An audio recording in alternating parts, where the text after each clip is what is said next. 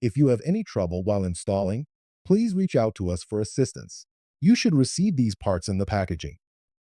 Step 1. Measure the thickness of your door. If your door is 2 inches to 3 1/8 of an inch, follow these steps to replace the tailpiece. Step 2. Choose screws and tailpiece. Select the screws and tailpiece based on the door thickness. Step 3. Remove the lock cylinder.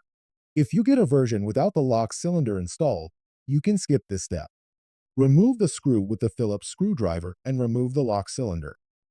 When removing the lock cylinder, please do not insert a key. Step 4. Replace the tailpiece. Remove the cap, washer, and tailpiece. To disassemble, apply pressure to the pin key using the pin.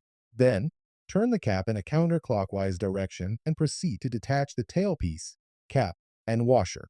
Important: the pin and the spring inside should not come off.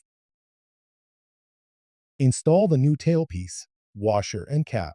Insert the new tailpiece through the washer and cap. Place the assembled tailpiece into the cylinder. The washer notch is aligned with the pin. Secure the pin by pressing it down with the pin key. Then turn the cap clockwise to tighten. Important: the pin should be in the pop-up state. Next, insert the physical key to ensure the cylinder turns smoothly. Should you encounter any resistance, press down the pin with the pin key again and gently turn the cap anti-clockwise, loosening it by 1 or 2 notches. Step 5. Install the lock cylinder. Insert the lock cylinder into the cylinder hole of the exterior assembly. Tighten the cylinder screw clockwise with a screwdriver. Step 6. Install the lock.